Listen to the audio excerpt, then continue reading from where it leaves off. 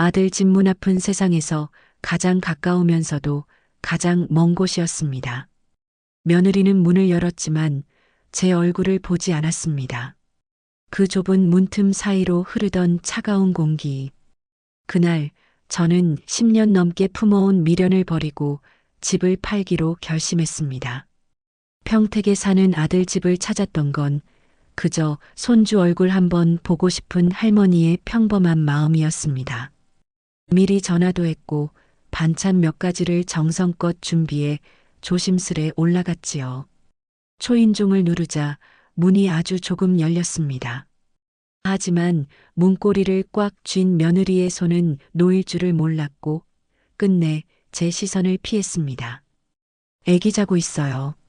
낮지도 높지도 않은 그 무미건조한 목소리에는 어떠한 반가움도 미안함도 없었습니다. 문은 열렸지만 저는 그 문턱을 넘지 못한 채 복도에 서 있어야만 했습니다. 당황한 저는 애써 웃으며 그럼 잠깐 거실에만 있다가 갈게라고 말했습니다.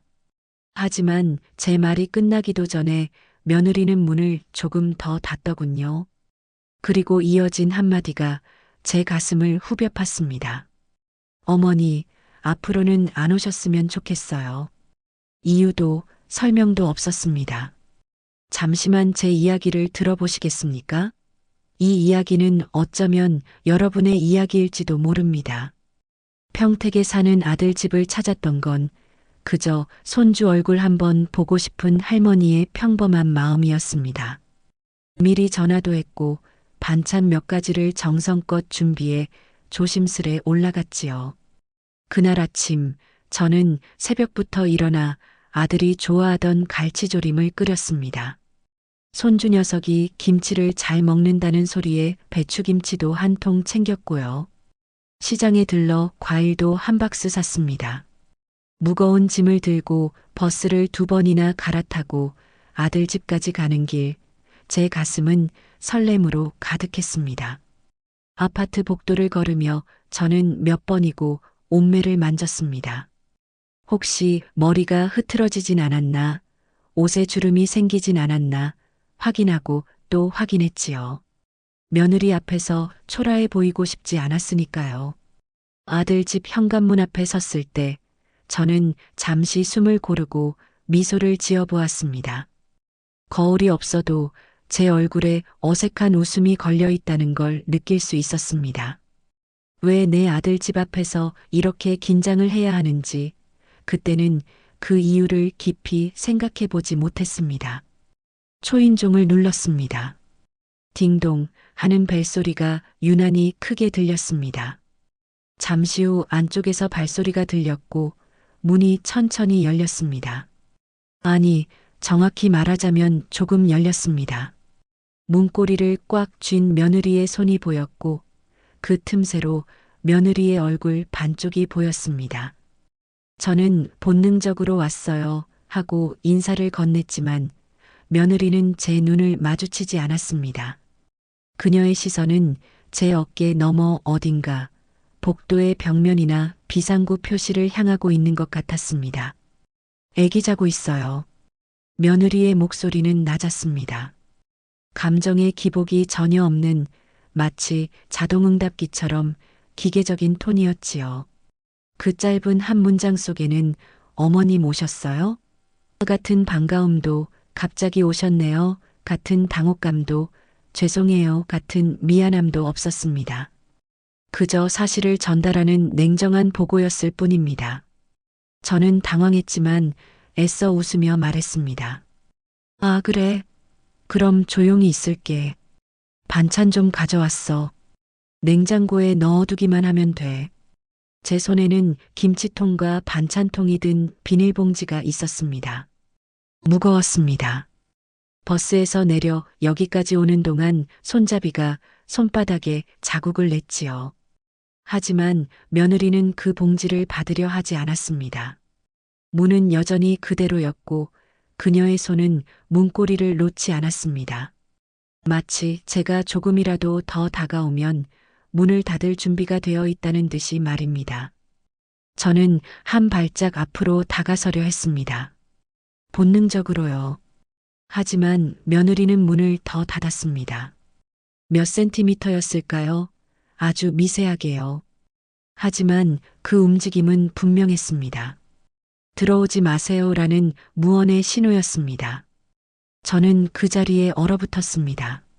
복도에 서서 내 아들 집 문 앞에서 나는 환영받지 못하는 사람이 되어 있었습니다. 그냥 여기 두고 갈게요. 저는 떨리는 목소리로 말했습니다. 며느리는 고개를 끄덕이지도 않았습니다. 그저 무표정하게 저를 바라볼 뿐이었습니다. 아니, 바라본 것도 아니었습니다. 그녀의 시선은 여전히 제 얼굴을 피하고 있었으니까요. 저는 천천히 무릎을 굽혀 바닥에 봉지를 내려놓으려 했습니다.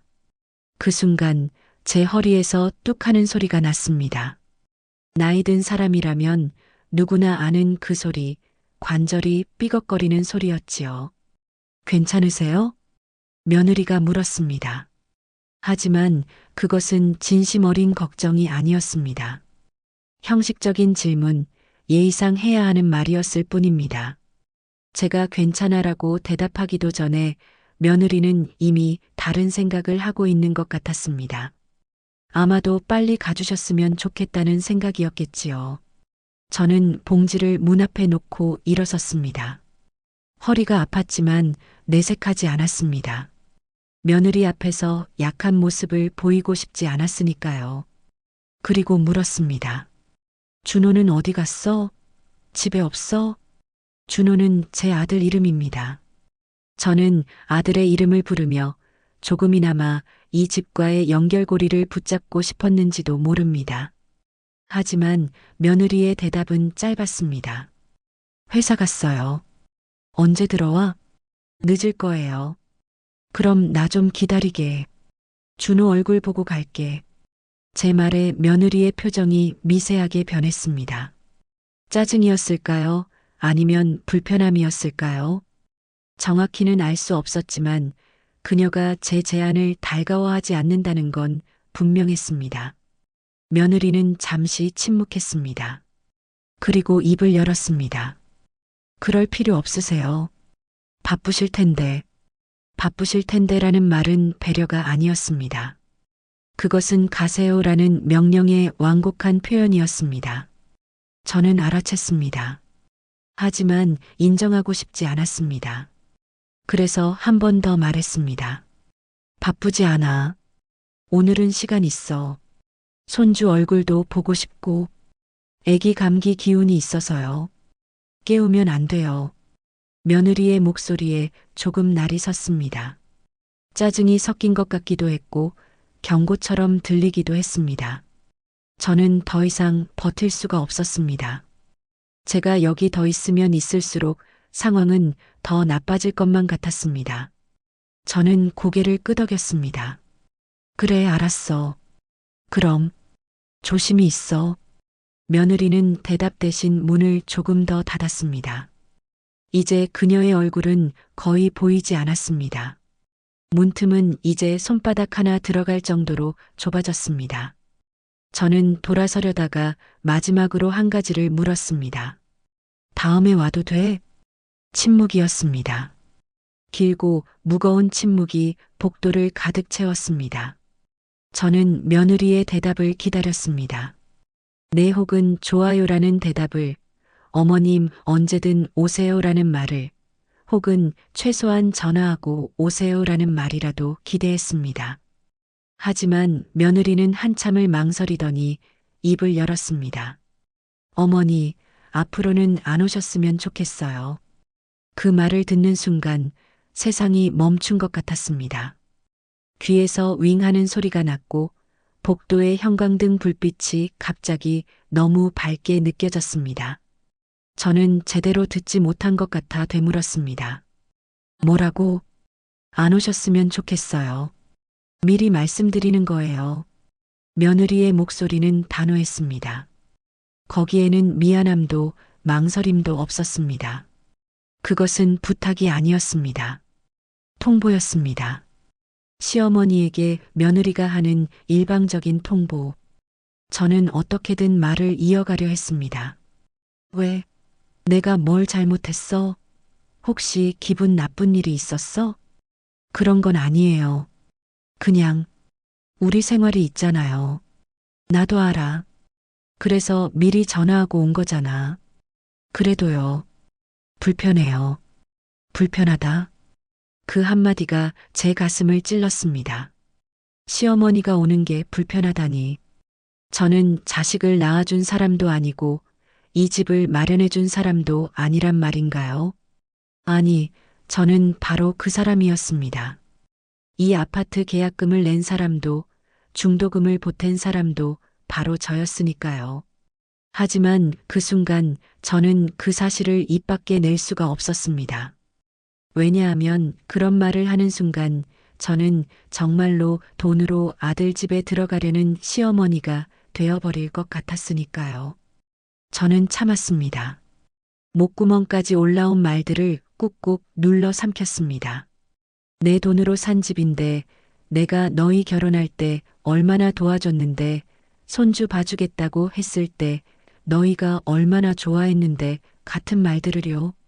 그 대신 저는 떨리는 목소리로 물었습니다. 준호도 그렇게 생각해? 남편 생각은 제가 말씀드릴 수 없어요. 하지만 저는 그렇게 생각해요. 며느리의 말에는 확신이 있었습니다. 그녀는 자신이 옳다고 믿고 있었습니다. 시어머니를 집에서 막는 것이 잘못된 일이 아니라고 당당하게 생각하고 있었던 거죠. 저는 그제야 깨달았습니다. 이것은 일시적인 오해나 감정의 문제가 아니라는 것을요. 며느리는 이미 오래전부터 저를 이 집에서, 이 가족에서 배제하기로 마음먹었던 것입니다. 알았어. 저는 그렇게 말하고 돌아섰습니다. 뒤에서 문 닫히는 소리가 들렸습니다. 쾅도 아니고 탁도 아닌 조용하지만 단호한 소리였습니다. 자물쇠 잠기는 소리도 들렸습니다. 딸깍. 그 소리가 제 마음속에서 메아리 쳤습니다. 저는 복도를 걸어 엘리베이터로 향했습니다. 다리에 힘이 없었습니다. 한 걸음 한 걸음 걸을 때마다 무릎이 후들거렸습니다. 복도 끝에서 이웃 아주머니와 마주쳤습니다. 그분은 저를 보더니 인사를 건넸습니다. 어머님 오셨어요? 며느리랑 손주 보러? 저는 애써 웃으며 고개를 끄덕였습니다. 말을 하면 목소리가 떨릴 것 같았으니까요. 그 아주머니는 계속 말을 이어갔습니다. 요새 며느리들 참 바빠요. 애 키우면서 집안일하랴 정신없죠. 그래도 시어머니가 자주 오시니까 좋겠어요. 저는 대답할 수가 없었습니다. 그저 어색하게 웃기만 했습니다. 그 웃음이 얼마나 비참했을지 저는 상상도 하고 싶지 않습니다. 아주머니와 헤어지고 엘리베이터 버튼을 눌렀습니다. 엘리베이터가 오는 동안 저는 아들 집 현관문을 바라봤습니다. 302호. 은은한 조명 아래 빛나는 숫자판. 초인종 옆에는 작은 표찰이 붙어 있었습니다. 거기에는 아들과 며느리의 이름이 적혀 있었습니다. 제 이름은 없었습니다. 당연한 일이었지만 그날따라 그 사실이 유난히 눈에 들어왔습니다. 엘리베이터 문이 열렸습니다. 저는 안으로 들어갔습니다. 거울이 있었습니다. 엘리베이터 안쪽 벽면에 설치된 큰 거울에 제 모습이 비쳤습니다. 저는 그 거울 속의 저를 보았습니다. 70대 초반의 여자. 염색은 한지 오래되어 새치가 드러나 있고 얼굴에는 깊은 주름이 패여 있었습니다.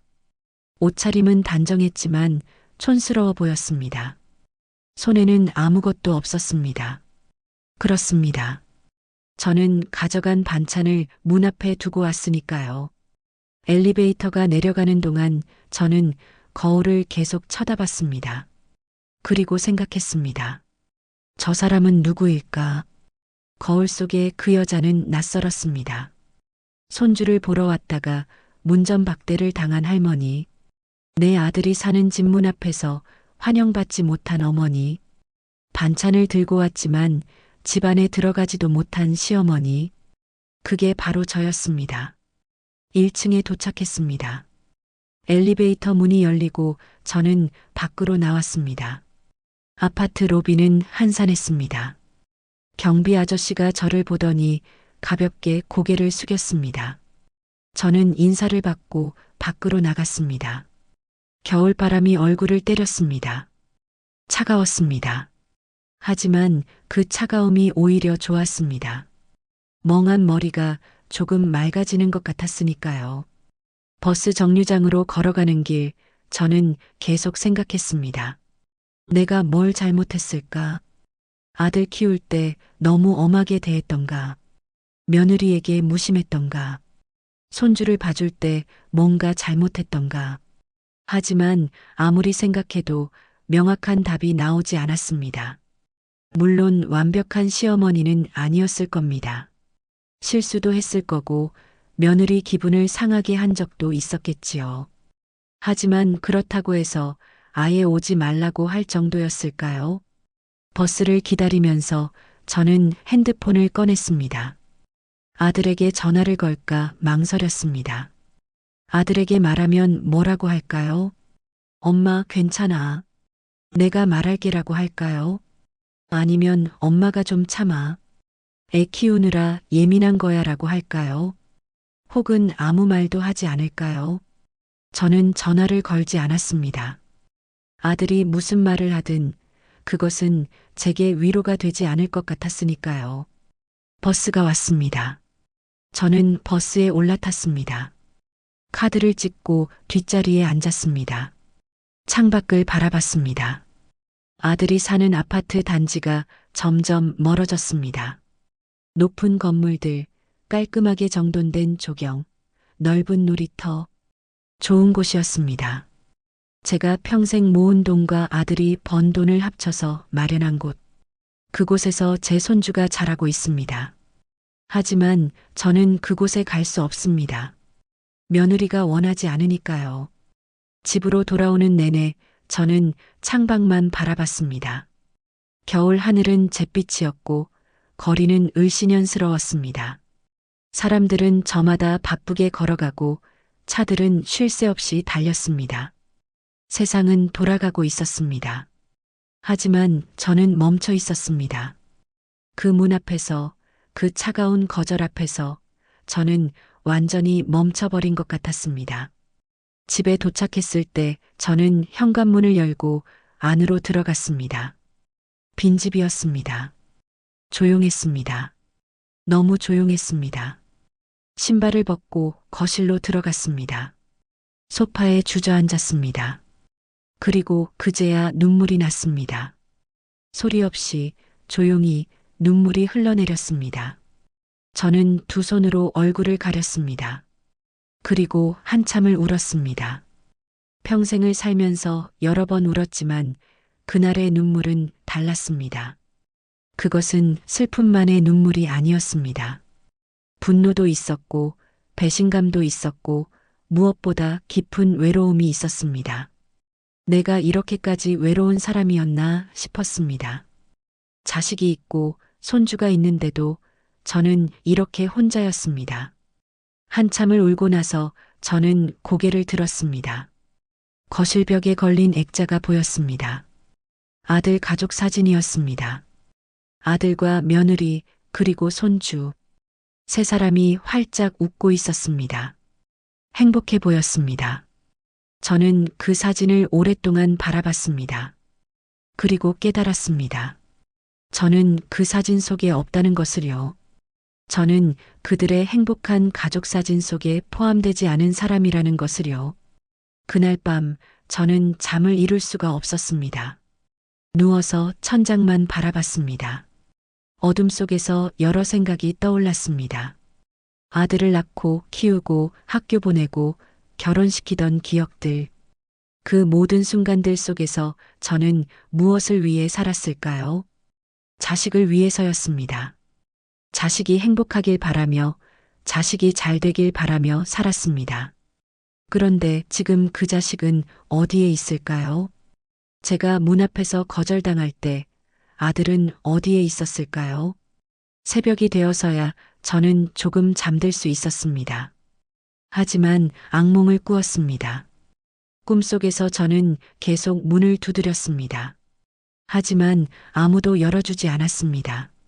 문은 잠겨 있었고 저는 복도에 홀로 서 있었습니다.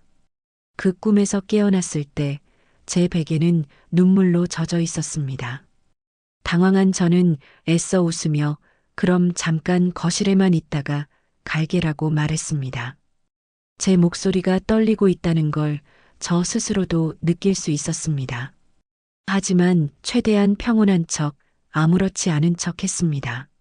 며느리 앞에서 약한 모습을 보이고 싶지 않았으니까요. 손주가 자고 있다면 조용히 있으면 되는 거 아닌가요? 거실 소파에 앉아서 아이가 깨기를 기다리거나 아들이 돌아오기를 기다리면 되는 거 아닌가요? 저는 그렇게 생각했습니다. 하지만 제 말이 끝나기도 전에 며느리는 문을 조금 더 닫았습니다. 그 움직임은 분명했습니다. 처음에 문이 20cm쯤 열려 있었다면 이제는 10cm 정도밖에 안 되는 것 같았습니다. 문틈으로 보이던 며느리의 얼굴도 이제는 반쪽도 보이지 않았습니다. 그저 한쪽 눈과 볼, 그리고 문고리를 쥔 손만 보일 뿐이었습니다.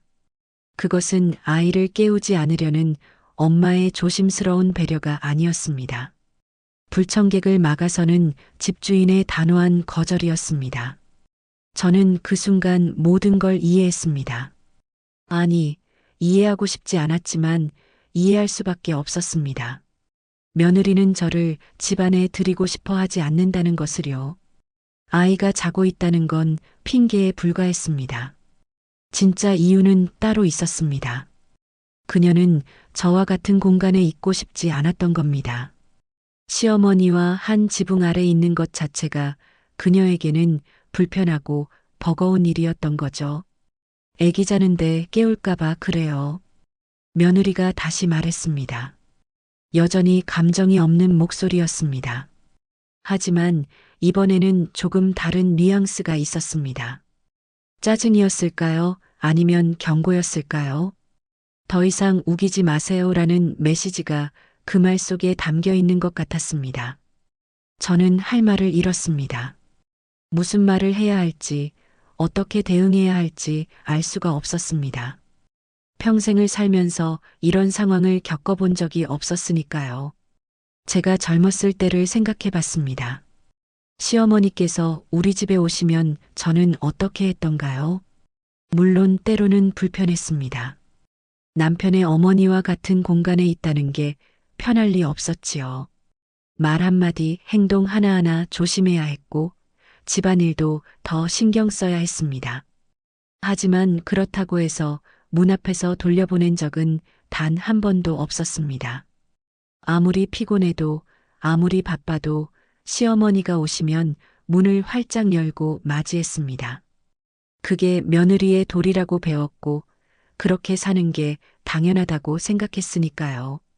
그런데 지금 제 앞에 선 이 며느리는 달랐습니다. 그녀는 도리니 예인이 하는 걸 중요하게 생각하지 않는 것 같았습니다. 아니, 어쩌면 그녀에게는 그녀만의 기준이 있는 건지도 몰랐습니다. 내 집은 내 공간이고 내가 원하지 않는 사람은 들릴 필요가 없다는 기준. 그게 설령 시어머니라 할지라도 말입니다. 그래. 그럼. 저는 말을 잇지 못하고 머뭇거렸습니다.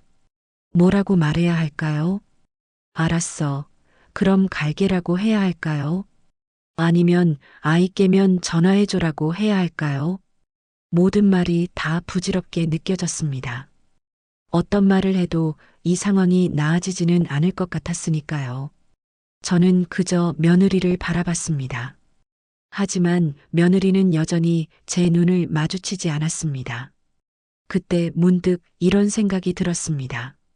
내가 지금 뭐 하는 거지? 내 아들 집 문 앞에서 며느리의 눈치를 보며 들어가도 되는지 안 되는지를 가늠하고 있다니. 이게 정상적인 상황인가요?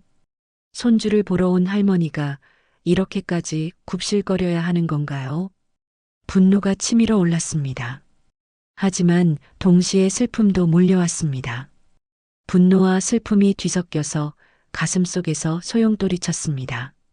저는 깊게 숨을 들이쉬었습니다. 그리고 최대한 침착하게 물었습니다. 준호한테 내가 왔다고 전해줘. 네. 며느리의 대답은 짧았습니다. 그리고 그 네라는 대답 속에는 이제 가세요라는 의미가 담겨 있었습니다. 저는 알아챘습니다. 하지만 아직 갈 수가 없었습니다. 뭔가 더 말해야 할 것 같았습니다. 이대로 가면 안 될 것 같았습니다. 혹시 내가 뭘 잘못했어? 기분 나쁜 일이 있었으면 말해줘. 고칠 수 있으면 고칠게. 제 목소리가 떨렸습니다. 저는 애원하고 있었습니다. 내 아들의 아내에게, 나보다 40년은 어린 이 여자에게 애원하고 있었던 겁니다. 하지만 며느리의 반응은 냉담했습니다. 아니에요. 그런 거 아니에요. 그럼 뭐 때문에 이러는 거야? 제 목소리가 조금 높아졌습니다. 참고 있던 감정이 터져 나오려는 걸 느꼈습니다. 하지만 며느리는 여전히 무표정했습니다. 그냥 우리 생활이 있잖아요. 아시잖아요. 무슨 생활? 내가 너희 생활을 방해한 적이 있어? 방해라기보다는 며느리는 말을 흐렸습니다. 그녀는 정확한 이유를 말하고 싶어 하지 않는 것 같았습니다. 혹은 말할 수 없는 건지도 몰랐습니다. 어쩌면 이유 같은 건 없는 건지도 모르죠. 그저 싫은 거였을 겁니다. 시어머니가 오는 게, 시어머니와 시간을 보내는 게, 시어머니를 대하는 게 싫었던 거죠. 말해봐. 뭐가 문제인지 말해줘야 내가 알지. 저는 다그쳤습니다. 하지만 며느리는 고개를 저었습니다. 지금은 말씀드리기 어려워요. 언제는 말씀드릴 수 있는데 모르겠어요. 이 대화는 아무데도 가지 않고 있었습니다. 저는 답을 얻고 싶었지만 며느리는 답을 주지 않으려 했습니다. 우리는 평행선을 달리고 있었습니다. 아니, 평행선도 아니었습니다. 며느리는 이미 다른 방향으로 가고 있었고 저만 혼자 그 자리에 남아 있었던 겁니다. 저는 한참을 말없이 며느리를 바라봤습니다. 그녀의 얼굴을 제대로 보고 싶었습니다. 그녀가 어떤 표정을 짓고 있는지, 눈빛은 어떤지 확인하고 싶었습니다. 하지만 문틈이 너무 좁아서 거의 보이지 않았습니다. 그리고 며느리는 여전히 제 쪽을 보지 않았습니다. 그녀의 시선은 어딘가 다른 곳을 향하고 있었습니다. 그때 이어진 한마디가 제 가슴을 후벼 팠습니다. 어머니, 앞으로는 안 오셨으면 좋겠어요. 세상이 멈췄습니다. 복도의 모든 소리가 사라졌습니다. 형광등의 윙윙거리는 소리도, 어디선가 들리던 TV 소리도, 엘리베이터 움직이는 소리도 모두 사라졌습니다. 제 귓가에는 오직 며느리의 그 말만 맴돌았습니다. 앞으로는 안 오셨으면 좋겠어요. 저는 제대로 들은 게 맞는지 확인하고 싶었습니다. 저는 다시 물었습니다. 뭐라고? 안 오셨으면 좋겠어요. 며느리는 똑같이 반복했습니다. 이번에는 더 또렷하게, 더 분명하게 말했습니다. 저는 그녀의 말을 이해했습니다. 하지만 받아들이고 싶지 않았습니다. 이건 꿈이어야 했습니다. 악몽이어야 했습니다. 내 아들의 아내가, 내 손주의 엄마가 나한테 오지 마세요라고 말하다니. 이게 말이 되는 일인가요? 왜? 이유가 뭐야? 제 목소리가 떨렸습니다. 이제는 감정을 숨길 수가 없었습니다. 분노도 슬픔도 당혹감도 모두 목소리에 섞여 나왔습니다. 이유요. 그냥 불편해서요. 불편하다고? 뭐가 불편한데? 그냥요. 여러 가지가요. 며느리는 구체적으로 말하지 않았습니다. 하지만 저는 알 수 있었습니다. 그녀가 말하는 여러 가지가 무엇인지. 시어머니가 집에 오면 신경 써야 하는 것들, 치워야 하는 것들, 준비해야 하는 것들, 편하게 입고 싶은 옷도 못 입고 하고 싶은 말도 못하고 집안일도 더 열심히 해야 하는 것들. 그런 것들이 불편했던 거겠죠. 나도 알아. 시어머니가 오면 불편한 거. 나도 며느리였어. 나도 다 겪었어. 그래도 참는 거야. 가족이니까. 제 말에 며느리의 표정이 미세하게 변했습니다. 뭔가 말하고 싶은 게 있는 것 같았지만 그녀는 입을 다물었습니다. 저는 계속 말을 이었습니다. 나는 너한테 뭘 요구한 적 없어. 밥 해달라고 한 적도 없고 뭘 해달라고 한 적도 없어. 그냥 손주 얼굴 보고 가는 거야. 그게 그렇게 큰 부담이야? 부담이라기보다는 그럼 뭔데? 그냥 제 공간이잖아요. 여기는 며느리의 말이 제 심장을 찔렀습니다. 제 공간? 그렇습니다. 며느리에게 이 집은 그녀의 공간이었습니다. 그녀와 남편, 그리고 아이의 공간. 거기에 저는 포함되지 않았습니다. 시어머니는 가족이 아니라 침입자였던 거죠. 환영받지 못하는 외부인이었던 겁니다. 내 아들 집이기도 해. 제가 말했습니다. 그 말을 하는 순간 제 자신이 비참하게 느껴졌습니다. 내 아들 집이라는 말로 제 존재를 정당화하려는 제 모습이 초라했습니다. 맞아요. 남편 집이기도 하죠. 하지만 여기는 우리 집이에요. 남편이랑 저랑 애 집이요. 며느리의 말은 명확했습니다. 그녀가 말하는 우리 애는 저는 포함되지 않았습니다. 남편과 며느리와 아이, 세 사람의 가족. 그게 그녀가 생각하는 가족의 범위였습니다. 저는 그 밖에 있는 사람이었습니다. 그럼 나는 뭐야? 나는 가족이 아니야? 제 목소리가 높아졌습니다. 이제는 분노가 슬픔을 압도했습니다. 억울함이 북받쳐 올랐습니다. 가족이죠. 하지만 뭐, 같이 사는 가족은 아니잖아요. 며느리의 말이 옳았습니다. 논리적으로는 맞는 말이었습니다. 우리는 같이 살지 않습니다. 며느리와 저는 따로 살고 있죠. 하지만 그게 제가 손주를 볼 수 없다는 이유가 될 수 있나요? 그게 제가 아들 집에 갈 수 없다는 이유가 될 수 있나요? 나는 손주 할머니야.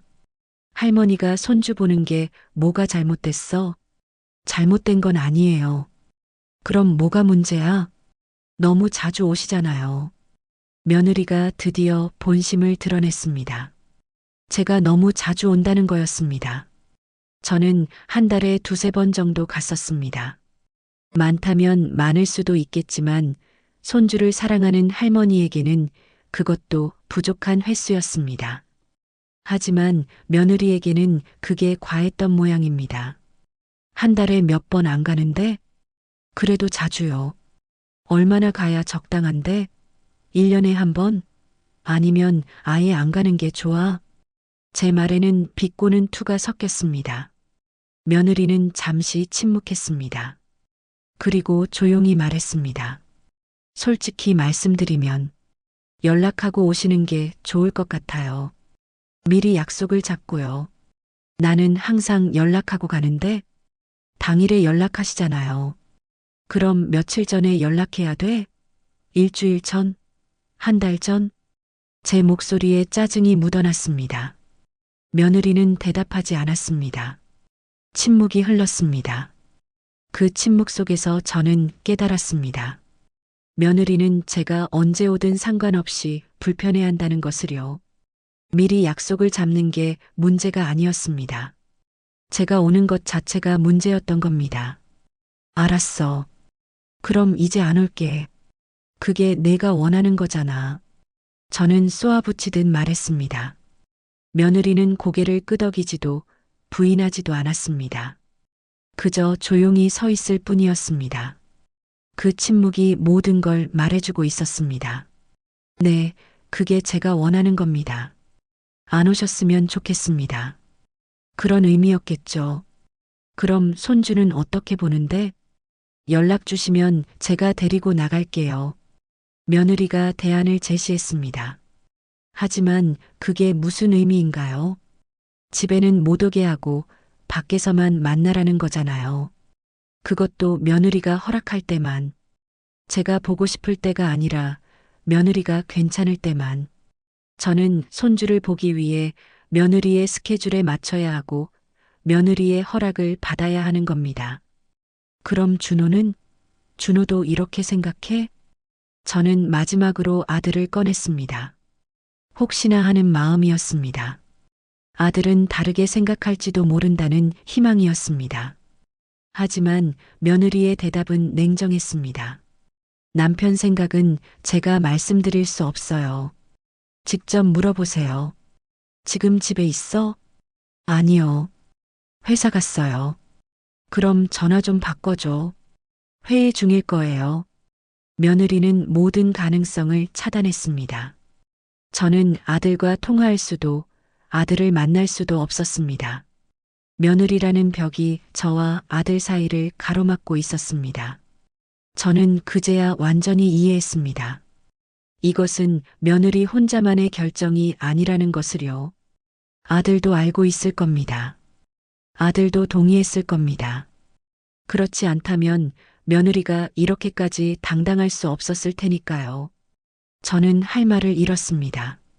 더 이상 무슨 말을 해야 할지 알 수가 없었습니다. 그리고 이어진 며느리의 말이 제게 최후의 일격을 가했습니다. 아들이랑 상의할 일 아니에요. 이건 제 생각이에요. 며느리의 목소리에는 확신이 있었습니다. 그녀는 자신이 옳다고 믿고 있었습니다. 시어머니를 집에 들이지 않는 것이, 시어머니에게 오지 말라고 하는 것이 잘못된 일이 아니라고 생각하고 있었습니다. 그것은 그녀의 권리라고, 그녀의 선택이라고 믿고 있었던 거죠. 저는 그 순간 깨달았습니다. 제가 마주하고 있는 건 닫힌 문이 아니라 저를 철저히 타인으로 규정한 그들의 견고한 벽이었다는 것을요. 그 벽은 단순히 물리적인 문이 아니었습니다. 그것은 마음의 벽이었고, 관계의 벽이었고, 세대의 벽이었습니다. 그 벽을 넘을 수는 없었습니다. 부수려고 해도 소용없었습니다. 그 벽은 너무나 단단했고, 며느리는 그 벽 뒤에서 저를 바라보고 있었습니다. 그 집에서 저는 더 이상 어머니도 가족도 아니었습니다. 저는 그저 가끔 연락해서 약속을 잡아야 하는 불편하지만 어쩔 수 없이 만나야 하는 시어머니라는 존재일 뿐이었습니다. 혈연으로는 가족이지만 정서적으로는 남이었습니다. 저는 이방인이었고 그들의 삶에서 점점 멀어지고 있는 사람이었습니다. 저는 더 이상 할 말이 없었습니다. 며느리와 논쟁을 계속한들 달라질 게 없었습니다. 그녀의 마음은 이미 정해져 있었고 그녀의 결정은 확고했습니다. 저는 그저 고개를 끄덕였습니다. 알았어. 그 두 글자가 제 입에서 나왔습니다. 그것은 동의가 아니었습니다. 그것은 포기였습니다. 저는 포기했습니다. 며느리를 설득하는 것도 이 상황을 바꾸는 것도 모두 포기했습니다. 그리고 돌아섰습니다. 뒤에서 문이 닫히는 소리가 들렸습니다. 조용했지만 단호한 소리였습니다. 그리고 자물쇠 잠기는 소리. 딸깍. 그 소리가 복도에 울렸습니다. 저는 걸음을 멈추지 않았습니다. 뒤돌아보지도 않았습니다. 그저 앞만 보고 걸었습니다. 엘리베이터를 향해 이 건물 밖으로 이 아픔에서 벗어나기 위해 걸었습니다. 복도는 텅 비어 있었습니다. 아무도 없었습니다. 제 발소리만 메아리 쳤습니다. 저는 혼자였습니다. 철저히 혼자였습니다. 그 좁은 복도를 걸으면서 저는 생각했습니다. 이게 끝인가? 이렇게 끝나는 건가? 평생을 자식을 위해 살았는데 이렇게 문전박대를 당하는 게 제 인생의 결말인가? 눈물이 날 것 같았지만 참았습니다. 아직은 아니었습니다. 아직은 울면 안 됐습니다. 이 건물을 벗어나기 전까지는, 집에 돌아가기 전까지는 울면 안 됐습니다. 저는 이를 악물고 참았습니다. 그리고 엘리베이터 버튼을 눌렀습니다.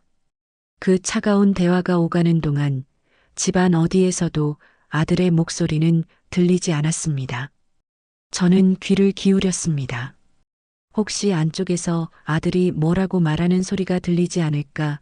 혹시 아들이 나와서 엄마 들어오세요라고 말해주지 않을까 기대하면서요. 하지만 아무 소리도 들리지 않았습니다. TV 소리도, 발소리도, 기침 소리도 아무것도 들리지 않았습니다. 전화를 해도 받지 않던 아들은 그 순간 그곳에 없었던 걸까요? 아니면 없는 척을 했던 걸까요? 며느리는 아들이 회사에 갔다고 했습니다. 회의 중이라고 했습니다. 하지만 정말 그랬을까요? 혹시 집 안 어딘가에 숨어서, 아니 숨은 게 아니라 그냥 방 안에 있으면서 엄마와 아내의 대화를 듣고만 있었던 건 아닐까요? 그 생각을 하니 온몸에 소름이 돋았습니다. 만약 아들이 정말 집에 있었다면 그건 더 끔찍한 일입니다. 제 아들이 문 밖에서 엄마가 며느리에게 거절당하는 소리를 들으면서도 나오지 않았다는 뜻이니까요. 차라리 집에 없었기를 바랐습니다. 회사에 있었기를, 정말로 회의 중이었기를 바랐습니다. 하지만 제 마음 한구석에서는 의심이 자라나고 있었습니다. 아들은 언제부터 제 전화를 피하기 시작했을까요? 처음에는 바빠서 그런가 보다 했습니다. 회사 일이 많아서, 아이 돌보느라 바빠서, 그래서 전화를 못 받는가 보다 생각했습니다. 한두 번은 그럴 수 있죠. 전화를 못 받을 수도 있습니다. 하지만 3번, 4번, 5번 연속으로 전화를 안 받는 건 우연이 아닙니다. 그건 의도적인 회피입니다. 문자를 보내도 답이 늦었습니다. 예전에는 바로바로 답장이 왔었는데 요즘은 몇 시간씩, 때로는 하루 이틀씩 답이 없었습니다. 엄마 바빠. 나중에 연락할게. 그런 짧은 답장만 왔습니다. 그리고 그 나중에는 오지 않았습니다. 제가 다시 연락을 해야만 겨우 답이 왔습니다. 명절 때도 그랬습니다. 작년 추석에 아들네 가족이 제 집에 왔을 때 아들은 내내 핸드폰만 들여다봤습니다. 제가 말을 걸어도 건성으로 대답했고 밥을 먹을 때도 빨리 먹고 일어났습니다. 며느리는 아예 불편한 기색을 숨기지도 않았고 손주는 짜증을 냈습니다.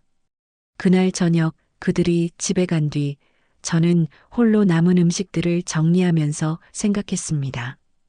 다음 명절에는 오고 싶어 할까?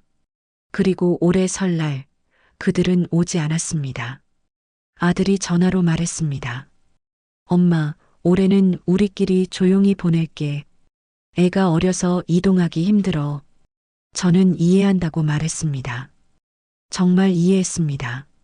어린아이를 데리고 이동하는 게 힘든 건 당연한 일이니까요. 하지만 마음 한구석은 허전했습니다. 그리고 의심했습니다. 정말 아이 때문일까? 아니면 다른 이유가 있는 건 아닐까? 혹시나 하는 마음에 며느리의 SNS를 봤습니다. 요즘 젊은 사람들은 다 SNS를 하니까요. 거기에는 설날 아침에 찍은 사진이 올라와 있었습니다. 세 식구가 함께 떡국을 먹는 사진, 한복 입은 손주 사진, 거실에서 찍은 가족 사진. 행복해 보였습니다. 웃고 있었습니다. 댓글에는 친구들이 가족끼리 보내는 명절 최고지, 조용하게 보내는 게 진짜 쉬는 거야 라고 적혀 있었습니다. 저는 그 사진들을 보면서 깨달았습니다. 아들네 가족에게 진짜 가족은 3명뿐이라는 것을요. 엄마는 그 안에 포함되지 않는다는 것을요. 저는 조용하게 보내고 싶은 명절에서 배제해야 하는 존재였습니다. 그들의 평화로운 시간을 방해하는 사람이었습니다. 그날 이후로 저는 아들에게 자주 연락하지 않으려고 노력했습니다. 바쁠 텐데 방해하고 싶지 않았고 부담 주고 싶지 않았습니다. 보고 싶어도 참았습니다. 전화하고 싶어도 참았습니다. 한 달에 한두 번, 정말 필요한 일이 있을 때만 연락했습니다. 하지만 그렇게 해도 아들의 태도는 크게 달라지지 않았습니다. 여전히 전화는 잘 안 받았고, 문자 답장은 늦었고, 만나자는 제 제안은 항상 다음해로 미뤄졌습니다. 그래서 오늘 손주를 보러 간 것이었습니다. 미리 연락을 했습니다. 며느리에게 문자를 보냈습니다. 오늘 오후에 잠깐 들를게. 손주 얼굴 좀 보려고. 며느리는 한참 뒤에 답장을 보냈습니다. 네. 딱 한 글자였습니다. 환영한다는 의미인지 그냥 알았다는 의미인지 알 수 없는 대답이었습니다. 하지만 저는 그걸 허락으로 받아들였습니다. 오라는 뜻으로 이해했습니다. 그리고 지금 저는 문 앞에 서 있었습니다. 며느리가 앞으로는 안 오셨으면 좋겠어요 라고 말한 바로 그 순간에도 집안에서는 아무 소리도 들리지 않았습니다. 아들은 어디에 있었을까요? 정말 회사에 있었을까요? 아니면 방 안에 숨어 있었을까요? 혹시나 하는 마음에 저는 아들 이야기를 다시 꺼냈습니다. 준호한테 내가 왔다고 꼭 전해줘. 그리고 엄마한테 전화하라고 해. 며느리는 짧게 대답했습니다. 네. 그리고 이어서 한마디를 덧붙였습니다. 아들이랑 상의할 일 아니에요. 그 말이 제 가슴을 찔렀습니다. 아들이랑 상의할 일 아니에요. 무슨 뜻일까요? 이건 며느리 혼자 결정한 일이라는 뜻일까요? 아니면 이미 아들과 상의가 끝났다는 뜻일까요? 어느 쪽이든 끔찍했습니다. 만약 며느리 혼자 결정한 일이라면 그건 아들이 아내에게 완전히 휘둘리고 있다는 뜻입니다. 엄마를 집에 들이지 않겠다는 중대한 결정을 아내가 혼자서 내릴 수 있다는 건 아들이 가정에서 아무런 목소리도 내지 못한다는 의미니까요. 제가 키운 아들이 그렇게 무기력한 사람이 되었다니 믿고 싶지 않았습니다. 하지만 만약 이미 아들과 상의가 끝난 일이라면 그건 더 끔찍합니다. 아들도 동의했다는 뜻이니까요. 아들도 엄마가 오는 게 불편하다고 생각한다는 뜻이니까요. 제 아들이, 제가 배 아파 낳고 키운 아들이 엄마에게 오지 마세요라고 말하는데 동의했다니. 그 생각을 하니 숨이 막혔습니다. 그게 무슨 말이야? 아들 엄마가 아들 집에 가는데 왜 상의할 일이 아니야? 제 목소리가 떨렸습니다. 며느리는 잠시 침묵했습니다. 그리고 조심스럽게 하지만 단호하게 말했습니다. 여기는 저희 집이에요. 저와 남편 그리고 아이의 집이요. 누구를 집에 들릴지는 저희가 결정할 일이에요.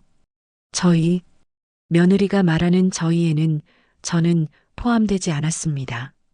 며느리와 아들, 그리고 손주, 세 사람, 그들이 우리였고 저는 우리가 아니었습니다. 저는 누구였습니다. 누구를 집에 들릴지의 그 누구. 저는 가족이 아니라 방문자였습니다. 초대받아야만 들어갈 수 있는 외부인이었습니다. 나는 가족이 아니야? 제가 물었습니다. 목소리가 간신히 나왔습니다.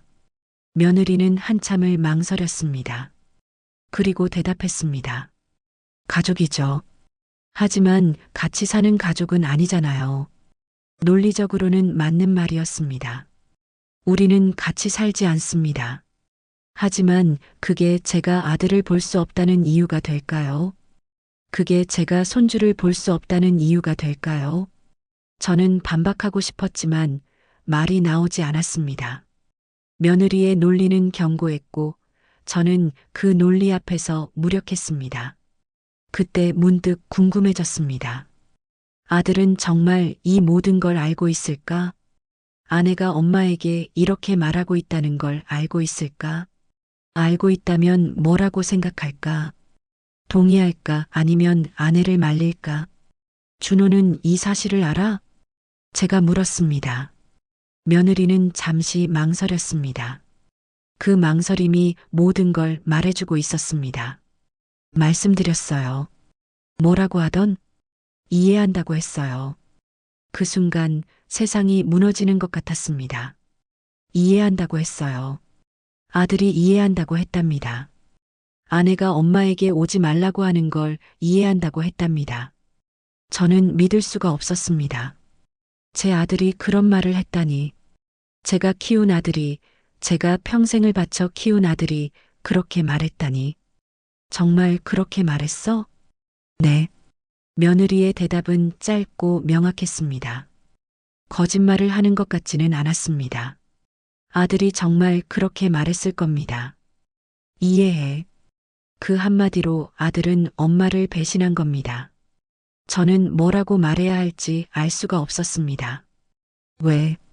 왜 이해를 해? 제 목소리가 떨렸습니다. 울음이 터질 것 같았습니다. 하지만 참았습니다.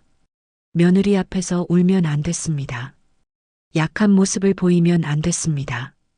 며느리는 대답하지 않았습니다. 아마도 그녀도 정확한 이유를 모를지도 몰랐습니다. 아니면 알지만 말하고 싶지 않았을 수도 있습니다. 저는 생각했습니다. 아들은 언제부터 변한 걸까? 언제부터 엄마보다 아내의 편을 들게 된 걸까? 결혼하고 나서? 아이가 태어나고 나서? 아니면 더 오래전부터였을까? 저는 기억을 더듬었습니다. 아들이 어렸을 때부터 지금까지의 시간들을 하나하나 떠올렸습니다. 아들은 착한 아이였습니다. 말을 잘 듣고 공부도 열심히 하고 엄마 말씀 잘 따르는 아이였습니다. 대학을 가고 취직을 하고 그리고 결혼을 했습니다. 며느리를 처음 봤을 때 저는 좋은 사람 만났다고 생각했습니다. 예쁘고 똑똑하고 밝은 여자였으니까요. 아들이 행복해할 것 같았습니다. 결혼식 날 저는 눈물을 흘렸습니다. 기쁜 눈물이었습니다. 내 아들이 좋은 사람을 만나 가정을 꾸리게 되어 행복했습니다. 그날 아들이 제게 말했습니다. 엄마 고마워. 나 여기까지 키워줘서. 저는 아들을 안아주며 말했습니다. 행복하게 살아. 그게 엄마 소원이야. 그리고 몇 년이 흘렀습니다. 손주가 태어났고 저는 세상에서 가장 행복한 할머니가 되었습니다. 아들네 집에 자주 갔습니다. 며느리를 도와주고 손주를 돌봐주고 집안일을 거들었습니다. 며느리도 처음에는 고마워했습니다. 어머니 덕분에 큰 도움이 되요라고 말했습니다. 하지만 언제부터인가 분위기가 변했습니다. 며느리의 말투가 차갑게 변했고 아들은 점점 말이 없어졌습니다. 제가 뭔가 말하면 며느리는 네, 알겠어요 라고만 했지만 실제로는 제 말을 따르지 않았습니다. 제가 이렇게 하는 게 좋을 것 같아라고 하면 며느리는 제 방식대로 할게요라고 했습니다. 처음에는 이해하려고 했습니다. 며느리도 자기만의 방식이 있을 거라고 생각했습니다. 간섭하지 말아야겠다고 다짐했습니다. 하지만 점점 더 멀어지는 느낌을 받았습니다. 제가 뭘 해도 뭘 말해도 며느리는 불편해했습니다. 그리고 아들은 아내 편을 들었습니다. 엄마, 요즘은 다 그래. 시대가 변했어. 아들이 한 번은 그렇게 말했습니다. 제가 며느리가 너무 차갑게 대한다고 조심스럽게 말했을 때였습니다. 아들은 며느리를 감쌌습니다. 걔도 애 키우느라 힘들어. 엄마가 조금만 이해해줘. 저는 할 말을 잃었습니다. 제가 이해해야 한다고요? 며느리가 아니라 제가요? 그때부터 저는 아들에게 불만을 말하지 않았습니다. 며느리 이야기도 꺼내지 않았습니다. 그냥 참았습니다. 모든 걸 삼키고 웃으며 넘겼습니다. 관계가 더 나빠질까봐 두려웠으니까요. 하지만 참는다고 해서 상황이 나아지지는 않았습니다. 오히려 더 나빠졌습니다. 그리고 오늘 저는 문 앞에서 쫓겨났습니다. 며느리에게 오지 마세요라는 말을 들었습니다. 그리고 아들은 그 사실을 알고 있고 이해한다고 했답니다. 제 아들이, 제가 키운 아들이 엄마보다 아내를 선택한 겁니다. 저는 떨리는 목소리로 물었습니다. 그럼 준호는 나를 안 보고 싶다는 거야? 며느리는 잠시 망설였습니다. 그리고 조심스럽게 말했습니다. 그런 건 아니에요. 보고 싶어 하죠. 하지만, 하지만 뭐, 너무 자주는 힘들다고 했어요. 너무 자주. 저는 한 달에 두세 번 갔습니다. 그게 너무 자주라는 겁니까? 손주를 보고 싶은 할머니의 마음이 과한 겁니까? 제가 잘못 생각한 걸까요? 제가 너무 집착한 걸까요? 아니면 요즘 젊은 사람들이 너무 매정한 걸까요? 알았어. 저는 그렇게 말하고 돌아섰습니다. 더 이상 무슨 말을 해도 소용없었습니다. 아들도 며느리도 이미 결정을 내렸습니다. 저는 그들의 삶에서 제외된 사람이었습니다. 초대받지 못한 사람이었습니다. 뒤에서 문 닫히는 소리가 들렸습니다. 저는 뒤돌아보지 않았습니다. 그저 앞만 보고 걸었습니다. 엘리베이터를 향해 걸으면서 저는 생각했습니다. 아들은 지금 뭘 하고 있을까? 정말 회사에 있을까? 아니면 집에서 이 모든 걸 지켜보고만 있었을까? 엘리베이터가 왔습니다. 저는 안으로 들어갔습니다. 문이 닫히면서 복도가 시야에서 사라졌습니다. 302호도 그 문도 모든 게 사라졌습니다. 하지만 제 마음속에서는 사라지지 않았습니다. 그 문 앞에서의 기억이, 며느리의 차가운 말들이, 그리고 아들의 부재가 계속 저를 괴롭혔습니다. 엘리베이터가 내려가는 동안 저는 핸드폰을 꺼냈습니다. 아들에게 전화를 걸까 생각했습니다. 하지만 손가락이 움직이지 않았습니다.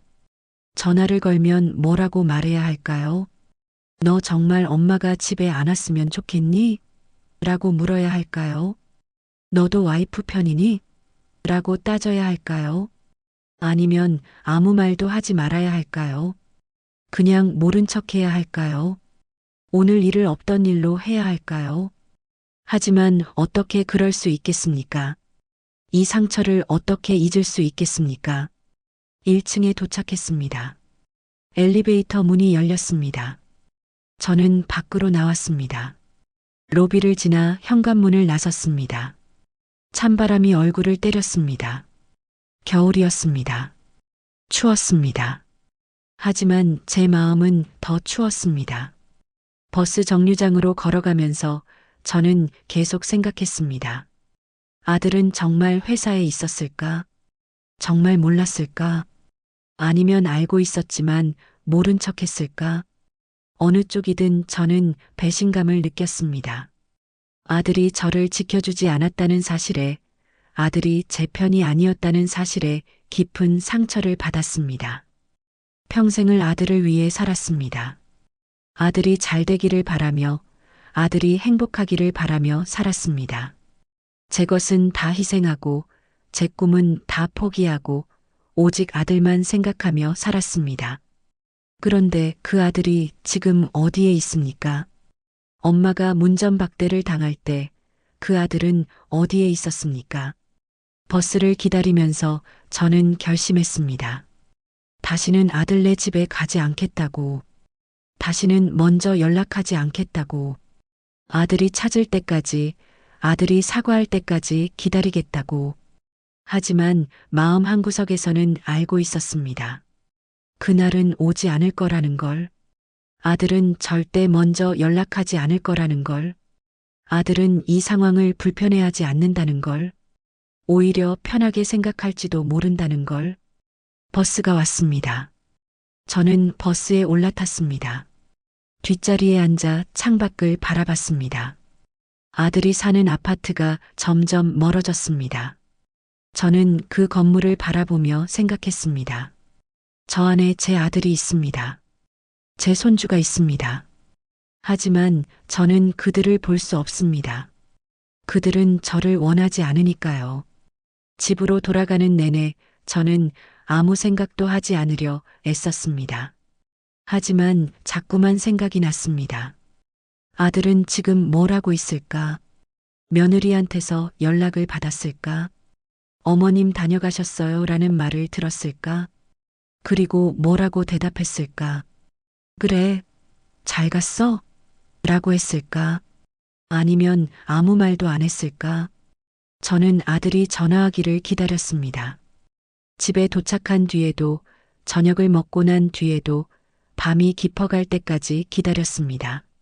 하지만 전화는 오지 않았습니다. 문자도 오지 않았습니다. 아들은 침묵했습니다. 그 침묵이 모든 걸 말해주고 있었습니다. 아들은 오늘 일에 대해 아무 말도 하고 싶지 않았습니다. 아니, 어쩌면 오늘 일을 대수롭지 않게 생각하고 있을지도 몰랐습니다. 그날 밤 저는 잠을 이룰 수 없었습니다. 누워서 천장을 바라보며 생각했습니다. 제가 잘못한 걸까요? 제가 너무 많은 걸 바란 걸까요? 손주를 보고 싶다는 게, 아들을 보고 싶다는 게 그렇게 큰 욕심이었을까요? 저는 그저 가족이고 싶었을 뿐인데 그게 잘못된 걸까요? 답은 나오지 않았습니다. 하지만 한 가지는 확실해졌습니다. 그 자리에 내 아들은 없었다는 것. 엄마가 필요할 때, 엄마를 지켜줘야 할 때, 그 자리에 내 아들은 없었다는 것. 그리고 아들은 앞으로도 그 자리에 없을 거라는 것. 저는 이제 혼자라는 것. 철저히 혼자라는 것을 깨달았습니다. 도망치듯 내려온 엘리베이터 안에서 거울을 봤습니다. 엘리베이터 뒤쪽 벽면에 설치된 큰 거울, 그 안에 한 여자가 서 있었습니다. 처음에는 그게 저라는 걸 인식하지 못했습니다. 아니, 인식하고 싶지 않았는지도 모릅니다. 하지만 거울은 거짓말을 하지 않습니다. 그 안에 비친 사람은 분명 저였습니다. 손주 얼굴 한 번 못 보고 반찬통을 문 앞에 놓고 온 채 멍하니 서 있는 한 노파가 있더군요. 70대 초반. 하지만 거울 속의 제 모습은 그보다 더 늙어 보였습니다. 백발이 드러난 머리, 깊게 파인 주름, 축 처진 어깨. 제가 이렇게 늙었었나 싶었습니다. 언제부터 이렇게 늙어버린 걸까요? 저는 거울 속의 제 얼굴을 자세히 들여다봤습니다. 눈가의 주름이 유난히 깊어 보였습니다. 웃을 때 생기는 주름이 아니라 근심과 걱정으로 패인 주름이었습니다. 입가에도 주름이 있었습니다. 아래로 처진 입꼬리. 언제부터 제 입이 이렇게 처졌을까요? 예전에는 웃는 얼굴이라는 소리를 자주 들었는데 말입니다. 목에도 주름이 잡혀 있었습니다. 손등에도 핏줄이 붉어져 나와 있었습니다. 손가락 마디마디가 굵어져 있었고 손톱도 예전처럼 깔끔하지 않았습니다. 제가 제 손을 본 게 얼마 만인지 모르겠습니다. 그동안 저는 제 몸을 돌보지 않았던 것 같습니다. 오직 아들과 손주만 생각하며 살았습니다. 옷차림을 봤습니다. 오늘 아들네 집에 가기 위해 나름 신경 써서 입은 옷이었습니다. 깔끔한 블라우스에 카디건을 걸쳤고 바지도 다림질이 된 걸로 골랐습니다. 며느리 앞에서 초라해 보이고 싶지 않았으니까요. 하지만 거울 속의 제 모습은 초라했습니다. 블라우스는 색이 바랬고 카디건은 낡아 보였습니다. 바지도 유행이 한참 지난 스타일이었습니다. 저는 언제부터 새 옷을 사지 않았을까요? 생각해보니 몇 년은 된 것 같습니다. 옷을 살 돈이 없었던 건 아닙니다. 그냥 필요성을 못 느꼈습니다. 누가 저를 보겠습니까? 누가 제 옷차림에 관심이나 있겠습니까? 그저 깨끗하기만 하면 된다고 생각했습니다. 하지만 지금 거울을 보니 후회가 됐습니다. 조금만 더 신경 썼더라면, 조금만 더 예쁘게 꾸몄더라면 며느리가 저를 다르게 봤을까요? 아니, 그런 게 아니었습니다. 옷 문제가 아니었습니다. 며느리가 저를 거절한 이유는 제 외모 때문이 아니었습니다. 그녀는 그냥 저를 원하지 않았던 겁니다. 제가 아무리 예쁘게 꾸미고 아무리 좋은 옷을 입어도 마찬가지였을 겁니다. 엘리베이터가 천천히 내려갔습니다. 10층, 9층, 8층. 숫자가 하나씩 줄어들 때마다 저는 거울 속의 제 모습을 계속 바라봤습니다. 그리고 생각했습니다. 저 사람은 누구일까? 저 여자는 누구일까? 평생 자식 뒷바라지하며 4살 깎아 아들 집 마련해 줄 때는 이런 날이 올 줄 꿈에도 몰랐습니다. 아들이 어렸을 때를 생각했습니다. 밤새 열이 나는 아들을 간호하던 때, 학원비 마련하려고 새벽부터 일하러 나갔던 때, 대학 등록금 내려고 적금을 깨던 때, 그때 저는 행복했습니다. 힘들었지만 행복했습니다. 왜냐하면 저는 누군가에게 필요한 사람이었으니까요. 아들은 저를 필요로 했습니다. 엄마, 배고파. 엄마, 학교 가기 싫어. 엄마, 돈 좀 줘. 아들은 항상 저를 찾았습니다. 저는 그 필요함 속에서 존재 의미를 찾았습니다. 저는 엄마였고, 엄마로서의 역할을 해내는 것이 제 삶의 전부였습니다. 하지만 아들이 자라면서 달라졌습니다. 대학을 가고 취직을 하고 결혼을 하면서 아들은 점점 저를 덜 필요로 했습니다. 처음에는 당연한 일이라고 생각했습니다. 아들이 독립하는 거니까요. 자식이 자라서 자기 인생을 사는 건 좋은 일이니까요. 저는 그렇게 스스로를 달랬습니다. 하지만 손주가 태어나면서 저는 다시 필요한 사람이 될 수 있을 거라고 생각했습니다. 손주를 돌봐주고 아들네 가족을 도와주면서 다시 제 역할을 찾을 수 있을 거라고 믿었습니다. 처음에는 그랬습니다. 며느리가 어머니 덕분에 큰 도움이 되어라고 말했을 때 저는 다시 살아있다는 느낌을 받았습니다. 하지만 그것도 오래가지 않았습니다. 손주가 조금 크면서 며느리가 육아에 익숙해지면서 저는 다시 불필요한 사람이 되어갔습니다. 도움이 아니라 부담이 되었습니다. 필요가 아니라 귀찮음이 되었습니다. 그리고 오늘 저는 완전히 배제되었습니다. 엘리베이터가 5층을 지나갔습니다.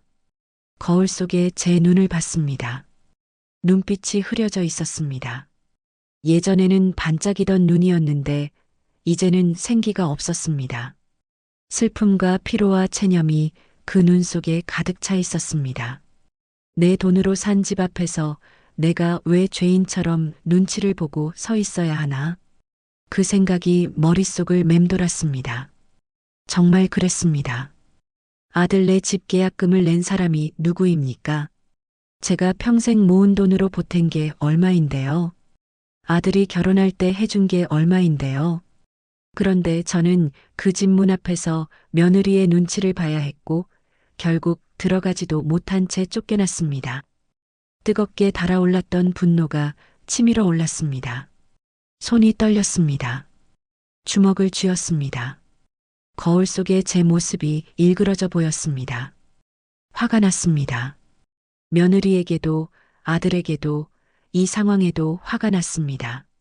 하지만 무엇보다 저 자신에게 화가 났습니다. 왜 제대로 말하지 못했을까? 왜 그냥 물러섰을까? 왜 당당하게 집에 들어가지 못했을까? 여기 계약금 낸 사람이 나야. 나도 이 집 주인이야 라고 말할 수도 있었는데 왜 그러지 못했을까? 저는 제 소심함이, 제 비겁함이 화가 났습니다. 하지만 그 분노는 이내 얼음처럼 차갑게 식었습니다. 3층을 지나면서 분노가 슬픔으로 바뀌었습니다. 화를 낸다고 달라지는 게 뭐가 있겠습니까? 소리를 지른다고, 따진다고, 제 권리를 주장한다고 상황이 나아지겠습니까? 오히려 더 나빠질 뿐이었습니다. 돈 이야기를 꺼낸다면 저는 정말로 돈으로 아들 집에 들어가려는 시어머니가 되어버립니다. 며느리는 그걸 빌미로 더 저를 싫어할 것이고 아들은 엄마 편을 들지 않을 것입니다. 엄마, 왜 그런 말을 해? 우리가 갚을게라고 말하겠죠. 하지만 돈 문제가 아니었습니다. 저는 돈을 돌려받고 싶은 게 아니었습니다. 저는 그저 가족으로 인정받고 싶었을 뿐입니다. 2층을 지나면서 눈물이 핑 돌았습니다. 하지만 울지 않았습니다. 아직은 아니었습니다. 1층에 내려가면 사람들이 있을 겁니다. 경비 아저씨도 있을 거고 주민들도 있을 겁니다. 그들 앞에서 울 수는 없었습니다. 저는 눈물을 참았습니다. 억지로 삼켰습니다. 1층에 도착했습니다. 엘리베이터 문이 열렸습니다. 저는 마지막으로 거울을 봤습니다. 그리고 다짐했습니다. 이제 그만하자. 이제 내 인생을 살자. 하지만 그 다짐이 얼마나 무거운지, 얼마나 아픈지 저는 너무나 잘 알고 있었습니다.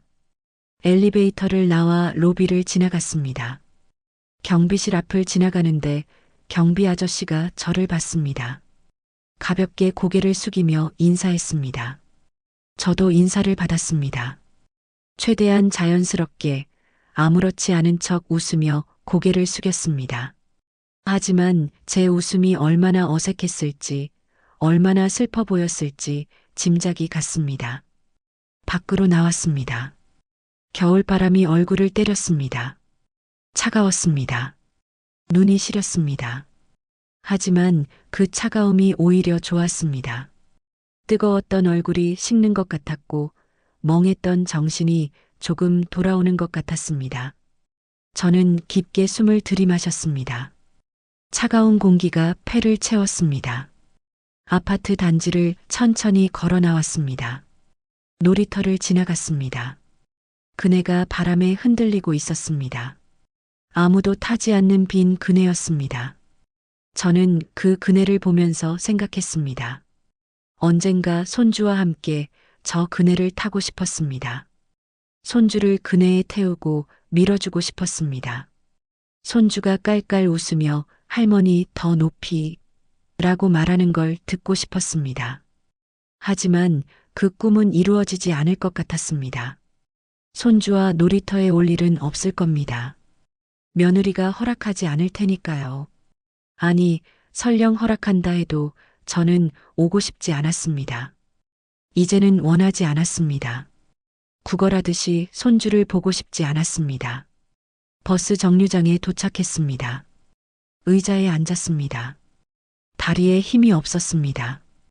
온몸이 무거웠습니다. 핸드백을 무릎 위에 올려놓고 가만히 앉아 있었습니다. 사람들이 지나갔습니다.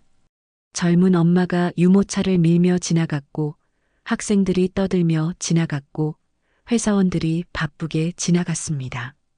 세상은 돌아가고 있었습니다. 하지만 저는 멈춰 있었습니다. 핸드폰을 꺼냈습니다.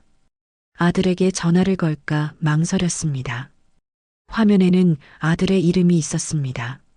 아들 준호. 저는 그 이름을 오랫동안 바라봤습니다. 전화를 걸면 뭐라고 말해야 할까요?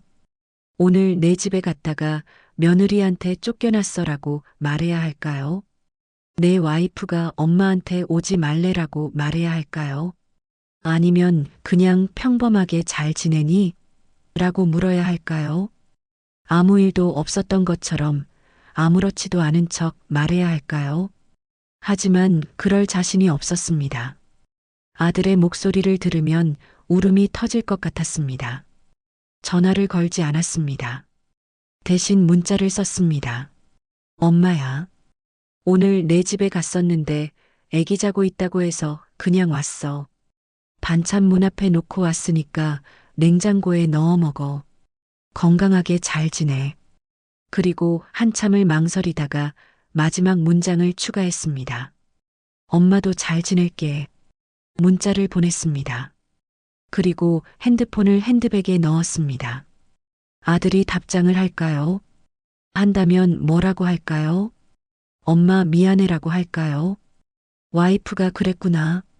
내가 얘기할게라고 할까요? 아니면 그냥 응 알았어라고만 할까요? 버스를 기다리면서 저는 주변을 둘러봤습니다. 버스 정류장 맞은편에는 카페가 있었습니다.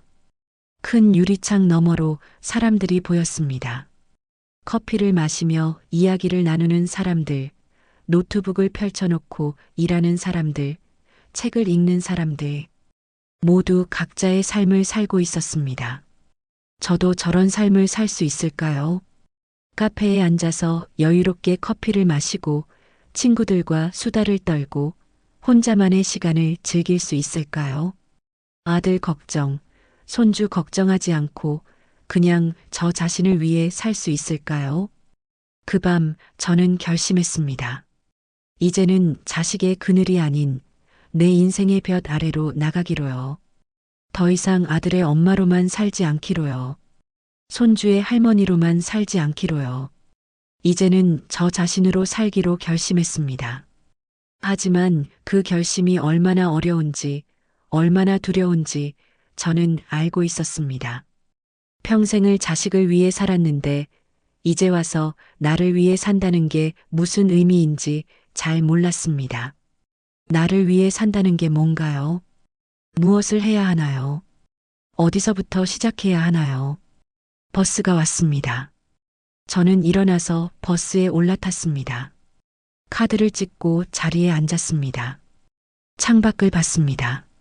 아들이 사는 아파트가 점점 멀어졌습니다. 높은 건물이 작아졌고 결국 시야에서 사라졌습니다. 하지만 제 마음속에서는 사라지지 않았습니다. 집으로 가는 내내 저는 생각했습니다. 이제 어떻게 살아야 할까? 아들 없이, 손주 없이 어떻게 살아야 할까? 그 답을 찾는 것이 앞으로 제가 해야 할 일이었습니다. 쉽지 않을 것입니다. 아플 것입니다. 외로울 것입니다. 하지만 그래도 해야 합니다. 이대로는 안 되니까요. 집에 도착했을 때 해가 지고 있었습니다. 겨울 해는 빨리 졌습니다. 하늘은 어두워지고 있었고 거리에는 가로등이 켜지기 시작했습니다. 저는 현관문을 열고 집에 들어갔습니다. 빈집이었습니다. 조용했습니다. 아무도 없었습니다. 불을 켰습니다. 신발을 벗고 거실로 들어갔습니다. 소파에 앉았습니다. 그리고 한참을 그렇게 앉아 있었습니다. 아무 생각도 하지 않으려 했지만 생각은 끊임없이 이어졌습니다. 오늘 있었던 일들이 계속 떠올랐습니다. 며느리의 얼굴, 좁게 열린 문, 차가운 목소리, 거절의 말들, 그리고 엘리베이터 거울 속의 제 모습, 그 낯선 노파, 초라하고 외롭고 쓸쓸해 보이던 그 여자, 그게 저였습니다. 저는 그 사실을 인정해야 했습니다. 그리고 그 여자를, 그 낯선 나를 다시 찾아야 했습니다.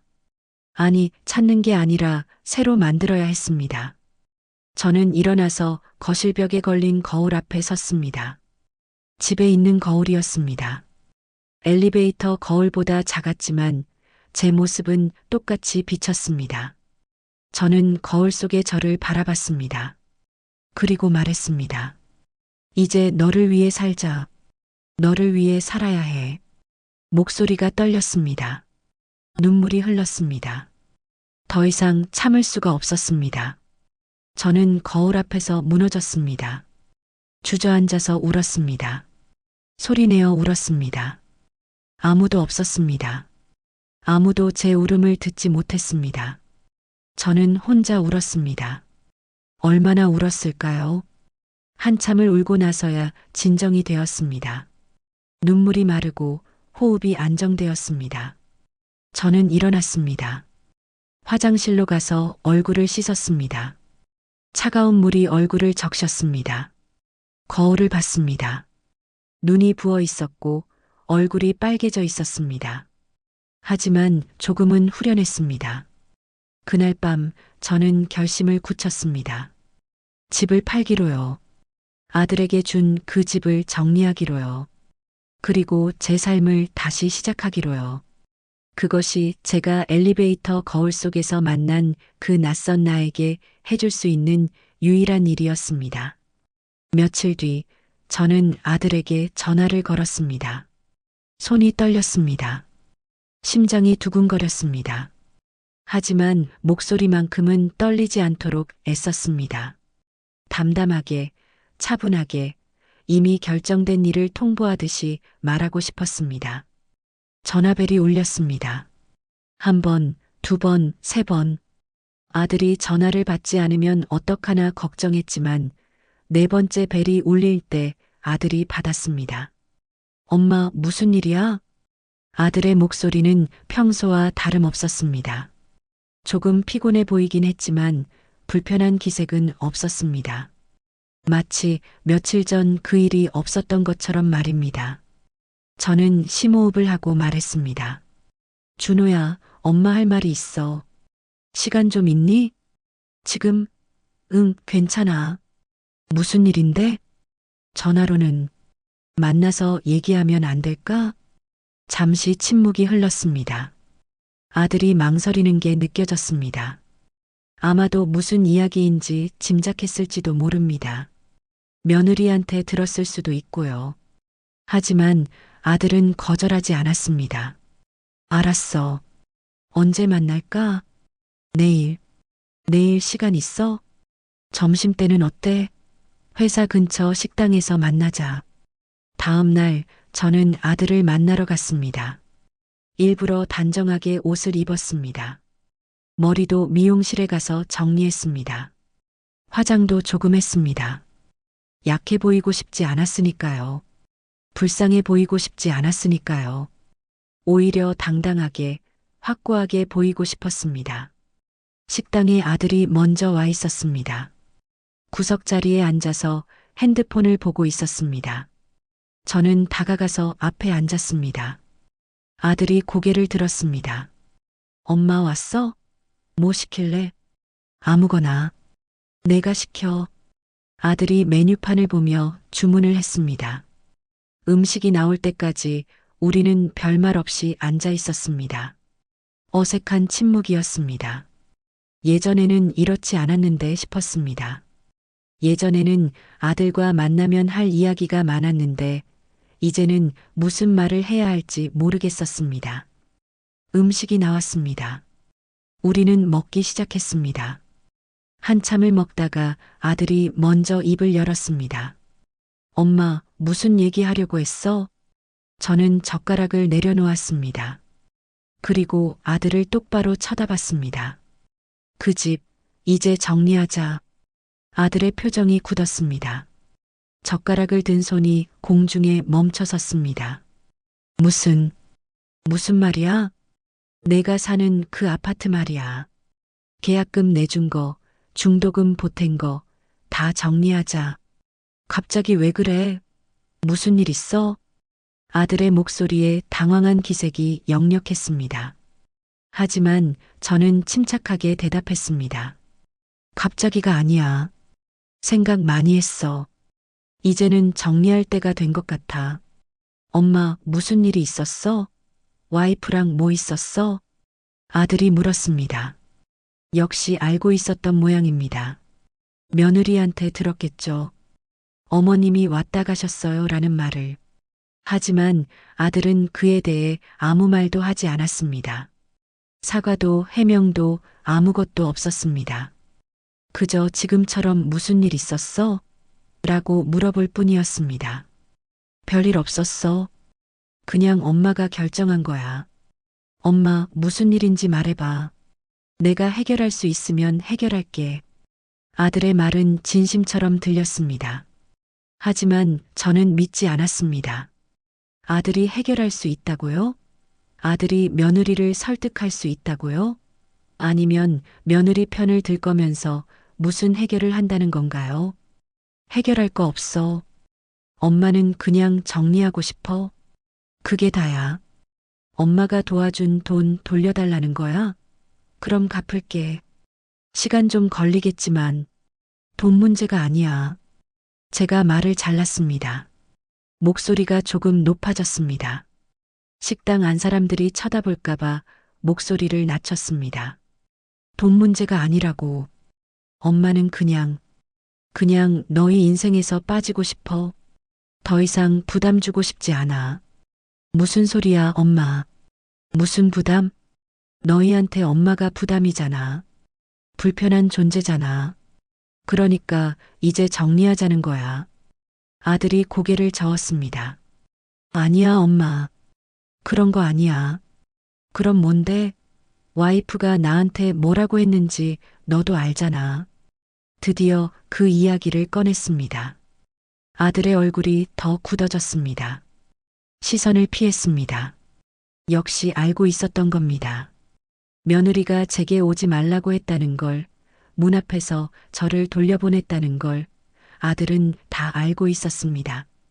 그건 와이프가 좀 예민해서 그래.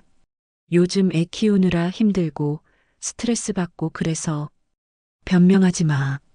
내 와이프 변명해 주지 마. 제 목소리가 떨렸습니다. 화가 났습니다. 아들이 며느리를 감싸는 게 화가 났습니다. 엄마, 이해해줘. 와이프도 힘들어.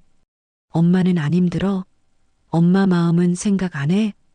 아들이 입을 다물었습니다. 뭐라고 대답해야 할지 모르는 것 같았습니다. 저는 계속 말했습니다. 엄마가 너 낳아서 키우면서 얼마나 힘들었는지 알아?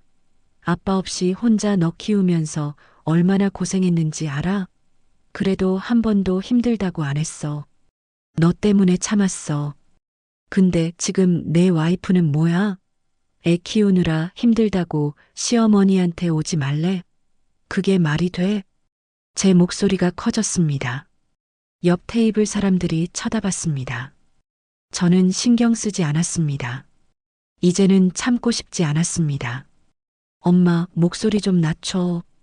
사람들이 다 쳐다봐. 쳐다보게 놔둬. 엄마는 이제 참기 싫어. 더 이상 눈치 보기 싫어. 아들이 당황한 얼굴로 주위를 둘러봤습니다. 그리고 다시 저를 봤습니다. 엄마, 진정해. 우리 나가서 얘기하자. 나갈 거 없어.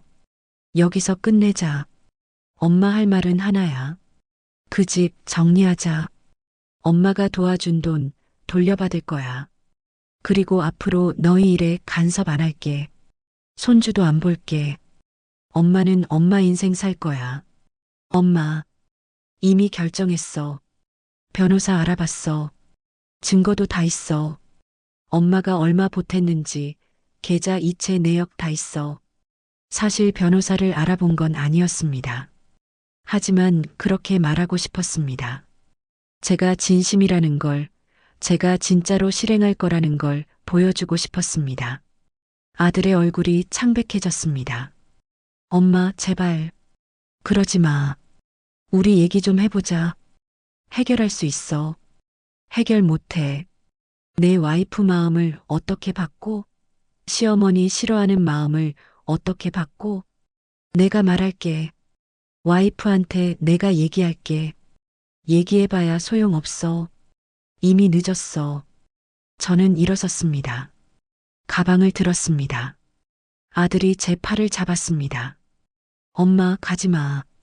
밥도 다 안 먹었잖아. 밥 먹기 싫어. 엄마 간다. 엄마. 저는 아들의 손을 뿌리쳤습니다. 그리고 식당을 나왔습니다. 뒤에서 아들이 따라왔습니다. 길거리에서 저를 붙잡았습니다. 엄마, 이러지 마. 우리 집에 가서 얘기하자. 와이프도 있고 셋이서 얘기하자. 싫어. 내 와이프 얼굴 보기 싫어. 엄마, 준호야. 저는 아들을 똑바로 쳐다봤습니다. 아들의 눈을 봤습니다. 그 안에서 당황과 혼란을 봤습니다. 하지만 진심 어린 사과는 보이지 않았습니다. 진심 어린 후회도 보이지 않았습니다. 아들은 그저 상황이 복잡해진 걸 불편해하고 있을 뿐이었습니다. 엄마는 이제 지쳤어. 내 눈치 보고, 내 와이프 눈치 보고, 환영받지 못하는 곳에 가려고 애쓰는 거, 이제 지쳤어. 그러니까 엄마를 좀 놔줘. 엄마가 내 인생에서 빠질게. 그게 너희한테도 좋고 엄마한테도 좋을 것 같아. 엄마, 그게 무슨... 연락할게. 변호사 통해서. 저는 아들의 손을 떼어냈습니다. 그리고 돌아서서 걸었습니다. 뒤에서 아들이 뭐라고 소리쳤지만 돌아보지 않았습니다. 그냥 걸었습니다. 눈물이 났지만 닦지 않았습니다. 흐르는 대로 두었습니다. 그날 이후 아들한테서 전화가 몇 번 왔습니다. 문자도 왔습니다. 엄마, 다시 생각해봐. 엄마, 우리 만나서 얘기하자. 엄마, 이러지 마. 하지만 저는 답하지 않았습니다. 이미 결정한 일이었습니다. 돌이킬 생각이 없었습니다. 며칠 뒤 며느리한테서 전화가 왔습니다. 처음에는 받지 않으려 했습니다. 하지만 궁금했습니다. 뭐라고 할지. 저는 전화를 받았습니다. 어머님, 며느리의 목소리였습니다. 조심스러웠습니다. 예전의 무미건조한 톤과는 달랐습니다. 무슨 일이야? 제 목소리는 차갑게 나왔습니다. 며느리가 잠시 망설이더니 말했습니다. 어머님, 남편한테 들었어요. 집 정리하신다고. 응, 그래. 그래서? 어머님, 그러지 마세요. 우리 얘기 좀 해봐요. 얘기할 거 없어. 이미 결정했어. 어머님, 제가 잘못했어요. 그날 제가 너무 심하게 말했어요. 사과였습니다. 며느리가 처음으로 사과하고 있었습니다. 하지만 저는 그 사과를 받아들이고 싶지 않았습니다. 진심이 느껴지지 않았으니까요. 집 때문에, 돈 때문에 하는 사과였으니까요. 괜찮아. 내 마음 다 이해해. 시어머니 오는 거 불편하지. 나도 알아. 아니에요. 그게 아니라. 그게 맞아. 솔직하게 말해. 시어머니가 부담스럽고 불편했던 거 맞지? 며느리가 대답하지 못했습니다. 침묵이 흘렀습니다. 그 침묵이 모든 걸 말해주고 있었습니다. 저는 계속 말했습니다. 괜찮아. 나쁜 감정 없어. 너도 내 인생이 있고 내 가정이 있잖아. 시어머니가 거기 끼어들면 안 되는 거지. 이제 알았어. 그러니까 이제는 서로 편하게 살자. 그게 다 좋은 거야. 어머님, 돈은 천천히 갚아도 돼. 급하지 않아. 변호사 통하지 않아도 돼. 너희가 편한 대로 갚아. 그것만 정리하면 돼. 어머님, 정말 이러시는 거예요? 정말 손주도 안 보실 거예요? 응, 안 볼 거야.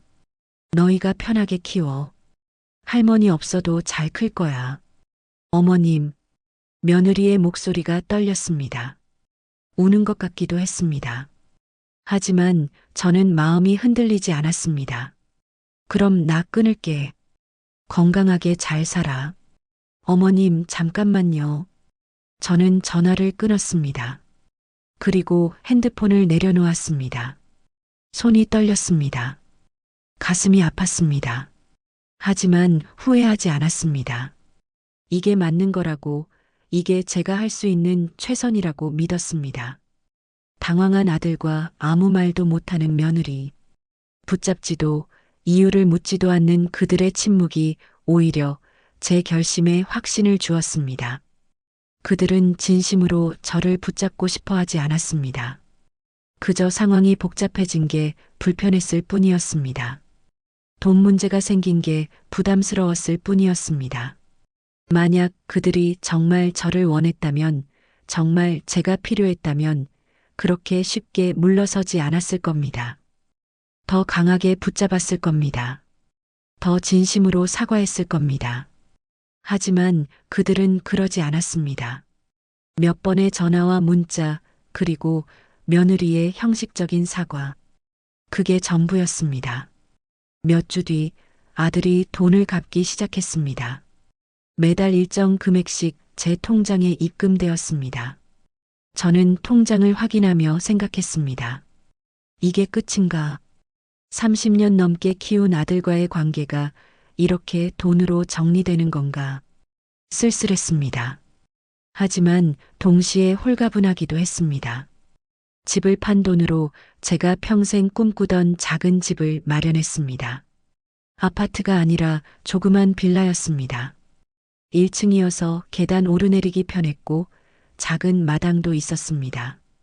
햇볕이 잘 들었고 조용했습니다. 제가 원하던 모든 조건을 갖춘 집이었습니다. 이사하는 날 저는 혼자 짐을 쌌습니다. 아들한테 연락하지 않았습니다. 이사한다는 말도 하지 않았습니다. 이사업체에 맡겨서 짐을 옮겼습니다. 새 집에 도착해서 짐을 풀면서 생각했습니다. 이제 새로운 시작이구나. 새 집은 좋았습니다. 아침에 일어나면 햇살이 방 안으로 쏟아져 들어왔습니다. 마당에는 작은 화단이 있었는데 거기에 꽃을 심었습니다. 장미, 국화, 채송화. 꽃을 심으며 저는 생각했습니다. 이 꽃들은 제가 키우는 겁니다. 누구 눈치 볼 것 없이 제가 원하는 대로 키우는 겁니다. 이제는 누구의 허락도 필요 없습니다. 내가 열고 싶을 때 문을 열고 닫고 싶을 때 닫습니다. 아침에 늦게까지 자고 싶으면 자고 밤늦게까지 TV를 보고 싶으면 봅니다. 친구를 초대하고 싶으면 초대하고 혼자 있고 싶으면 혼자 있습니다. 이 모든 게 제 선택입니다. 제 결정입니다. 부모는 자식에게 허락을 구걸하는 존재가 아니라 당당히 존중받아야 하는 존재라는 걸 저는 이제야 알았습니다. 하지만 그 존중을 받기 위해서는 먼저 제가 저 자신을 존중해야 한다는 것도 깨달았습니다. 자식에게 매달리지 않고 제 삶을 사는 것. 그게 진짜 존중받는 방법이었습니다. 처음에는 외로웠습니다. 아들 생각이 났고 손주 생각이 났습니다. 전화하고 싶었고 보고 싶었습니다. 하지만 참았습니다. 대신 다른 것들로 제 시간을 채웠습니다. 동네 문화센터에 등록해서 수채화를 배우기 시작했습니다. 평생 그림을 그려보고 싶었는데 이제야 시작하게 되었습니다. 그림을 그리는 시간이 좋았습니다. 붓을 들고 물감을 섞고 종이 위에 색을 칠하는 시간. 그 시간만큼은 아무 생각도 하지 않을 수 있었습니다. 아들도 며느리도 손주도 잊을 수 있었습니다. 오직 그림에만 집중할 수 있었습니다. 수채화 교실에서 친구들도 사귀었습니다. 저와 비슷한 나이의 여자분들이었습니다. 그분들도 저와 비슷한 이야기를 가지고 있었습니다. 자식과의 갈등, 며느리와의 문제, 손주를 못 보는 아픔. 우리는 서로의 이야기를 들어주고 위로해주고 공감해 주었습니다. 그중 한 분이 제게 말했습니다. 우리 나이에는 자식보다 친구가 더 중요해요. 자식은 자기 인생 사느라 바쁘지만 친구는 같이 늙어가잖아요. 그 말이 맞았습니다. 저는 친구들과 함께 시간을 보내며 점점 더 행복해졌습니다. 일주일에 한 번은 함께 점심을 먹었고 한 달에 한 번은 여행을 갔습니다. 가까운 곳이었지만 함께 가니 즐거웠습니다. 아들한테서는 가끔 연락이 왔습니다. 명절에 문자가 왔고 제 생일에 전화가 왔습니다. 저도 답했습니다. 하지만 예전처럼 자주 연락하지는 않았습니다. 만나자는 말도 하지 않았습니다. 그냥 그렇게 적당한 거리를 유지하며 지냈습니다. 그게 더 편했습니다. 가까이 있으려고 애쓸 때보다 거리를 둔 지금이 더 편했습니다. 기대하지 않으니 실망하지 않았고 바라지 않으니 상처받지 않았습니다. 이게 어쩌면 우리에게 맞는 관계인지도 모른다고 생각했습니다. 1년이 지났습니다. 새 집에서의 1년. 저는 많이 변했습니다. 머리를 짧게 잘랐고 옷도 새로 샀습니다. 화장도 배웠고 운동도 시작했습니다. 거울을 보면 예전의 제가 아니었습니다. 더 밝아 보였고 더 생기 있어 보였습니다. 무엇보다 눈빛이 달랐습니다. 예전에 그 흐릿하고 슬픈 눈빛이 아니라 이제는 또렷하고 당당한 눈빛이었습니다. 저는 제가 자랑스러웠습니다. 이렇게 변할 수 있다는 게, 이 나이에도 새로운 삶을 시작할 수 있다는 게 놀라웠습니다. 어느 날 아들한테서 전화가 왔습니다. 오랜만이었습니다. 엄마, 나 준호야. 잘 지내? 응, 잘 지내. 너는? 나도 잘 지내. 엄마, 시간 있으면 우리 집에 한번 와. 애가 할머니 보고 싶대. 손주가 저를 보고 싶다고 했답니다. 예전 같았으면 당장 달려갔을 겁니다. 하지만 이제는 달랐습니다. 나중에, 요즘 바빠서. 뭐가 바빠? 엄마도 바쁜 일이 있어? 응. 수채화 배우고 친구들이랑 여행도 가고. 바빠. 그래. 엄마가? 좋네. 그럼 언제 시간 될 것 같아? 모르겠어. 나중에 연락할게. 전화를 끊고 나서 저는 웃었습니다. 제가 바쁘다니. 제가 나중에 연락하겠다니. 예전 같았으면 상상도 못할 일이었습니다. 하지만 지금은 가능했습니다. 왜냐하면 이제 저는 제 인생을 살고 있으니까요. 그리고 깨달았습니다. 자유란 이런 거구나. 누군가를 기다리지 않는 것, 누군가에게 매달리지 않는 것, 누군가의 허락을 구하지 않는 것, 제 시간을 제가 결정하고 제 인생을 제가 선택하는 것. 그게 바로 자유구나. 집을 정리하고 비로소 얻은 이 자유. 처음에는 무거웠지만 이제는 가볍습니다. 처음에는 두려웠지만 이제는 당당합니다. 저는 더 이상 아들의 엄마로만 살지 않습니다. 손주의 할머니로만 살지 않습니다. 저는 이제 저로 삽니다. 그게 가장 큰 변화였고 가장 큰 선물이었습니다. 여러분, 만약 여러분이 그 문 앞에 서 계셨다면 어떻게 하셨을까요? 다시 한번 초인종을 누르며 매달리셨을까요? 아니면 저처럼 깨끗이 돌아서셨을까요? 자식을 키워보니 마음대로 되지 않는 게 인생이라지만 그래도 최소한의 도리는 지키며 살아야 하지 않겠습니까? 부모는 자식에게 허락을 구걸하는 존재가 아닙니다. 당당히 존중받아야 하는 존재입니다. 하지만 그 존중을 받기 위해서는 먼저 우리 스스로를 존중해야 한다는 것도 배웠습니다. 이제는 자식의 그늘이 아닌 내 인생의 볕 아래로 나와야 할 때입니다. 늦었다고 생각하지 마세요. 지금이 바로 시작할 때입니다. 여러분이 겪었던 비슷한 사연이나 마음 아픈 경험이 있다면 댓글로 남겨주세요. 우리 서로의 아픔을 나누며 이제는 자식이 아닌 나 자신을 위한 삶을 함께 응원했으면 좋겠습니다. 여러분도 당당하게 사셔도 됩니다. 그게 우리가 누릴 자격이 있는 삶입니다.